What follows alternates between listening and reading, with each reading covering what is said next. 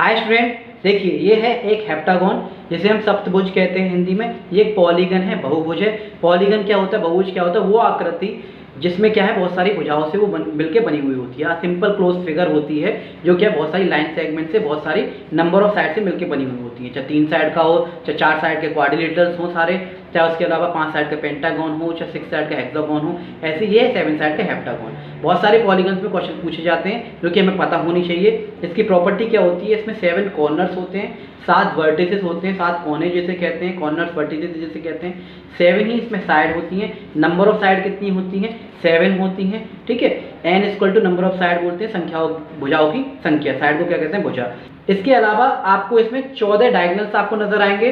Diagonals किसे कहते हैं, विकर्ण, जो कि एक साइड को दूसरी अपोजिट साइड से क्या करते हैं, जोड़ते हैं। ठीक है, 14 यानी कि 14 आपको विकर्ण नजर आएंगे। एक इंटीरियर एंगल जो इसका होता है वो होता है 129 डिग्री का। कितना होता है, 129 डिग्री का एक इंटीरियर एंगल होता है। और 7 कोण इसमें बनते हैं। आंतरिक कोण जो होता है 129 डिग्री का होता है। अगर आपसे ये पूछे कि इन सब का आंतरिक कोण का योग क्या होगा, सम ऑफ ऑल इंटीरियर एंगल क्या होगा, बहुत सारे क्वेश्चन पॉलीगन्स में पूछे जाते हैं, उनके फॉर्मूले डिस्कस कर लेते हैं।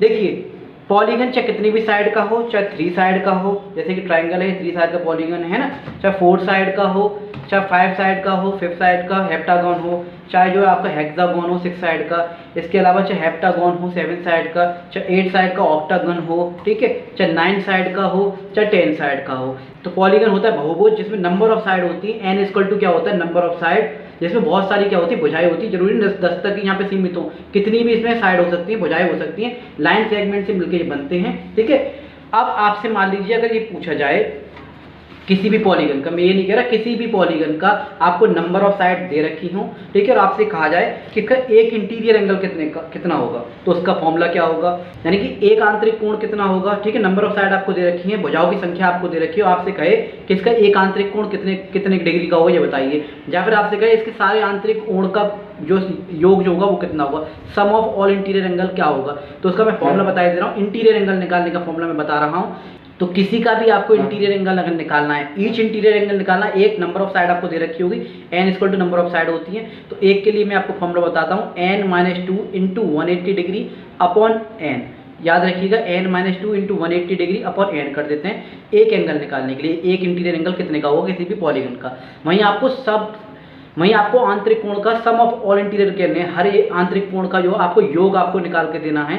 तो कैसे आप निकालेंगे, नंबर ऑफ साइड आपको दे रखी होती है किसी भी पॉलीगन की, चाहे 14 साइड का हो, 15 साइड का, 20 साइड का, कितने भी साइड का हो, तो क्या होगा, n-2 इंटू 180 डिग्री। ये इसका फॉर्मूला होता है सम ऑफ ऑल इंटीरियर एंगल निकालने का। इंटीरियर एंगल का फॉर्मूला ये है।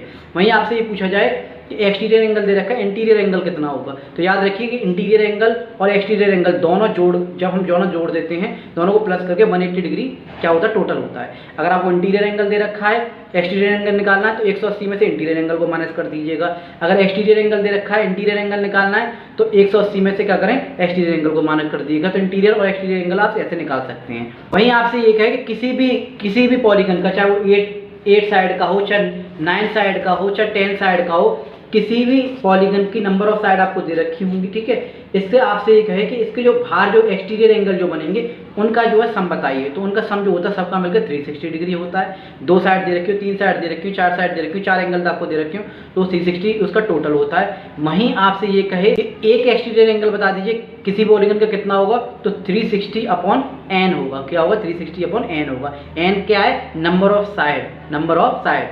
जितनी भी साइड आपको गिवन हो, 8 दे रखी हो, 9 दे रखी हो, तो 9 अपॉन 360 कर दीजिएगा, आपको एक्सटीरियर एंगल निकल के आ जाएगा किसी भी पॉलीगन का। वहीं आपको किसी भी पॉलीगन का, चाहे 4 साइड का हो, 3 साइड का हो, ये पूछे कि इसके डायगोनल निकाल दीजिए, कितने इसमें डायगोनल बनेंगे। भाई इसमें 2 डायगोनल है, किसी बहुत सारे डायगोनल बनेंगे, तो कितने डायगोनल इसमें हैं ये बता दीजिए। आपको नंबर ऑफ साइड दे रखी होगी, तो फॉर्मूला क्या होता है, तो नंबर ऑफ डायगोनल यानी विकर्णों की संख्या निकालने का फॉर्मूला होता है n into n-3 upon 2। n क्या है, वह नंबर ऑफ साइड, भुजाओं की संख्या यानी नंबर ऑफ क्या है, साइड है। तो ये थे सारे फॉर्मूले इंटीरियर एंगल निकालने का, चाहे सम ऑफ ऑल इंटीरियर निकालना हो, चाहे इंटीरियर एंगल निकालना हो, ऐसे ही एक्सटीरियर एंगल निकालने का, चाहे एक निकालना हो, चाहे सम निकालना हो, एक्सटीरियर इंटीरियर दोनों में से कोई निकालना हो तब। और इसके अलावा जो है एक और मैंने फॉर्मूला आपको बताया, जो कि बताया डायगोनल फाइंड करने का, यानी विकर्ण को फाइंड करने का। डायगोनल क्या होता है, एक साइड को जब दूसरी साइड से मिलाते हैं तो वो डायगोनल्स कहलाते हैं। तो आई होप आप लोगों को वीडियो अच्छी लगी होगी।